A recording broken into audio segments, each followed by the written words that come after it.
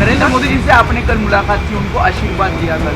हमारे पास आए थे, उन्होंने प्रणाम किया। हमारा नियम है, हम लोग आशीर्वाद देंगे, जो आएगा उसको आशीर्वाद देते हैं। नरेंद्र मोदी जी हमारे दुश्मन थोड़े हैं, सदा उनके हित की बात कह रहते हैं। जब उनसे कोई गलती हो जाती है तो हम उसको भी कहते हैं। देखिए, हम सब लोग हिंदू धर्म के, सनातन धर्म के पालन करने वाले लोग हैं।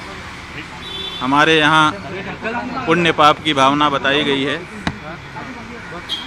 सबसे बड़े पाप गौ घात आदि बताए गए हैं, लेकिन उससे भी बड़ा घात विश्वासघात बताया गया है।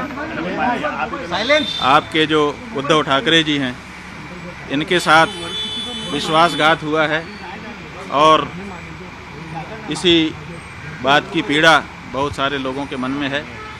तो आज हम यहाँ पर उनके अनुरोध पर आए, उन्होंने स्वागत किया। हमने उनसे ये कहा है कि हम सब के मन में इस बात की पीड़ा है कि आपके साथ विश्वासघात हुआ। जब तक पुनः महाराष्ट्र के मुख्यमंत्री की कुर्सी पर आप विराजमान नहीं हो जाते, तब तक हम लोगों के मन का ये जो दर्द है, ये पीड़ा है, ये दूर नहीं हो सकती है।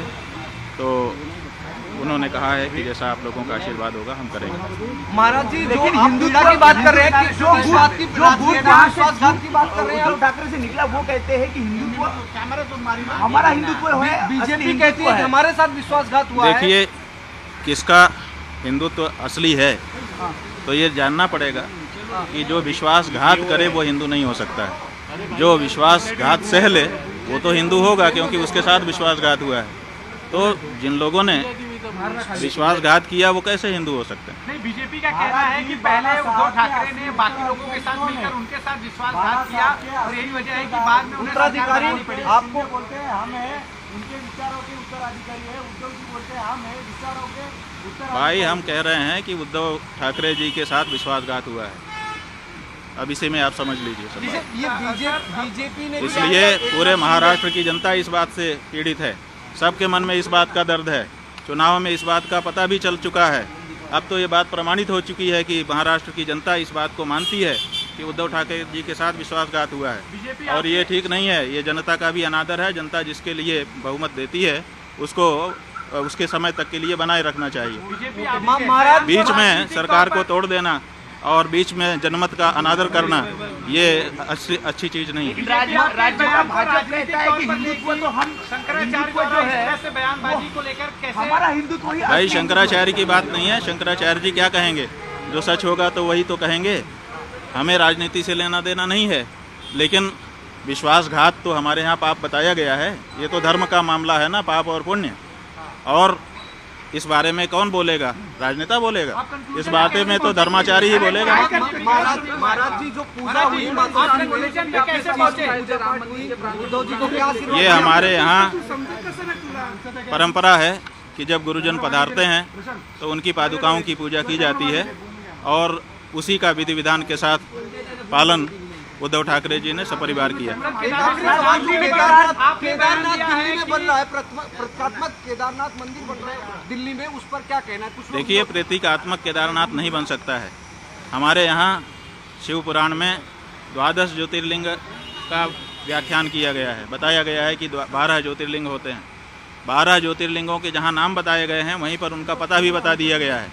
और ये कहा गया है, जैसे सौराष्ट्रे सोमनाथम, पहले कहा सौराष्ट्र माने पता, उसके बाद कहा सोमनाथ। उसी तरह से केदारम हिमवत पृष्ठे, जो केदार है वो हिमालय के पृष्ठभाग में है, माने हिमालय में केदार है। तो आप दिल्ली में कहाँ से ला के रख दोगे केदार को? जब पता साफ साफ बताया गया है कि ये यहाँ लोकेटेड है, तो आप उसका लोकेशन क्यों बदलना चाहते हैं? क्यों जनता को भ्रम में डालना चाहते हैं? आप भगवान के 1000 नाम है, किसी नाम से स्थापना करके पूजा करिए, लेकिन केदारनाथ धाम दिल्ली में बनेगा, ये अनधिकार चेष्टा है और ये नहीं होना चाहिए। क्या इसके पीछे राजनीतिक वजह है? भाई, बहुत सारी राजनीतिक वजहें हैं। हमारे सभी जो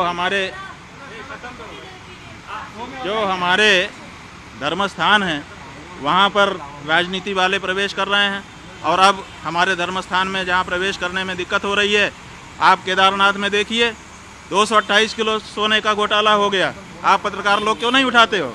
तो जब वहाँ पर घोटाला हो गया तो अब आप दिल्ली में केदारनाथ बना लोगे, वहाँ पर फिर दूसरा घोटाला करोगे। 228 किलो सोना केदारनाथ से गायब कर दिया गया। ये कहाँ का नियम है? क्यों नहीं उठाते हो प्रेस वाले इस बात को? आज तक कोई जांच तक नहीं बैठाई गई।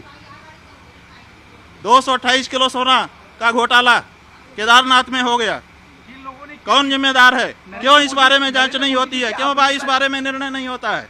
और अब आप कहेंगे हम दिल्ली में ही केदारनाथ बना लेंगे, ये नहीं हो सकता। नरेंद्र मोदी जी से आपने कल मुलाकात की, उनको आशीर्वाद दिया कल? हाँ, वो हमारे पास आए थे, उन्होंने प्रणाम किया। हमारा नियम है, हम लोग आशीर्वाद देंगे, जो आएगा उसको आशीर्वाद देते हैं। नरेंद्र मोदी जी हमारे दुश्मन थोड़े हैं, हम उनके हितैषी हैं, सदा उनके हित की बात कह रहते हैं। जब उनसे कोई गलती हो जाती है तो हम उसको भी कहते हैं कि तुमसे ये गलती हो रही है। तो आपको लगता है उन्होंने वो हमारे दुश्मन नहीं है। आपको लगता है उन्होंने आपके जरिए विश्वासघात किया है? बीजेपी के साथ वापसी को लेकर ऐसी कोई बातचीत? नहीं, हमारे जरिए हम कोई लाइजनर नहीं है। हमको श्रद्धा पूर्वक उन्होंने बुलाया था। हम, जैसा कि हमारा नियम है, श्रद्धा से बुलाने पर जाते हैं। हम आए, उन्होंने पादुका पूजन किया और अपनी जो उनकी अपनी बातें थी वो भी हमारे सामने रखी, हमने उनको सुन लिया। ये जो बात हम कह रहे हैं वो हम अपने मन की बात कह रहे हैं और पूरे महाराष्ट्र की जनता की बात है।